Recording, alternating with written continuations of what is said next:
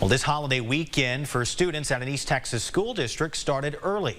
Laneville ISD in Rusk County was closed today and yesterday due to a high number of illnesses among students in all grade levels. The school district says janitors will be deep cleaning the school while the students are away, and they are reminding parents when school resumes next Tuesday to keep kids with a fever at home. Among the illnesses spreading across the country and here in East Texas, COVID-19. And while cases are rising, the risk of hospitalization and death from the virus is down significantly from the start of the pandemic, with an estimated 97% of Americans having some type of immunity. So we've seen a little bit of an increase over the last few weeks. NetHealth's George Roberts is talking about the spread of COVID-19. The latest map of community spread levels shows the virus is spreading at moderate levels in Smith, Gregg, Wood, Van Zant, and Henderson counties.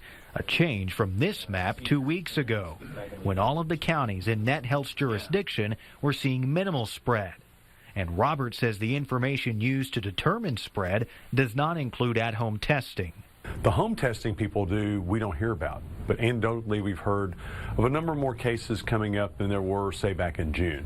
And while more East Texans are catching the virus, a majority of those cases are mild. And while increasing, the number of people hospitalized with the virus remains relatively low. The hospital numbers went up. We had 24 in East Texas, East Texans in the Tyler hospitals.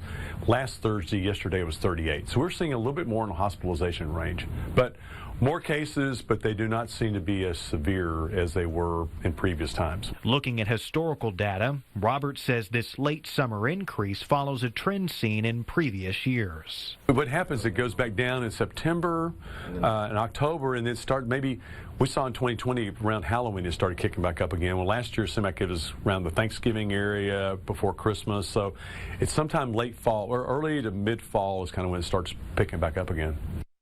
An updated COVID vaccine is expected to be released next month, and shots for the flu and RSV are already available.